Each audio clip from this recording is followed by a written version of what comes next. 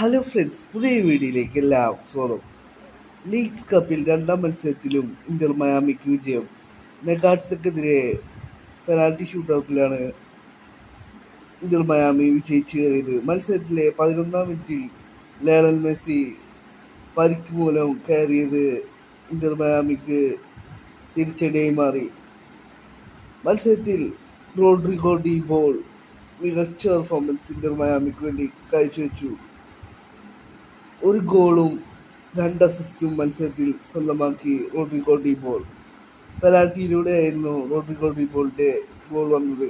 Inter Miami നേടിയ 2 ഗോളുകൾക്കും assist നൽകിയത് റോഡ്രിഗോ ഡി ബോൾ ആയിരുന്നു. ഫുൾ ടൈം സ്കോർ 2-2 ഡ്രോ ആയിരുന്നു. പിന്നീട് നടന്ന പെനാൽറ്റി ഷൂട്ടൗട്ടിൽ 5-4 ഇന്റർ മയാമി വിജയിച്ചു കയറുകയായിരുന്നു. ഇതോടെ ഇന്റർ മയാമിക്ക് 2 പോയിന്റ് ലഭിച്ചു. ഫുൾ ടൈം സ്കോറിൽ മയാമി വിജയിക്കുകയാണെന്നുണ്ടെങ്കിൽ 3 പോയിന്റ് ലഭിച്ചതിനും പെനാൽറ്റി ഷൂട്ടൗട്ടിൽ വിജയിച്ചുകൊണ്ട് 2 പോയിന്റാണ് ഇപ്പോൾ ഇന്റർ മയാമിക്ക് ലഭിച്ചിട്ടുള്ളത്.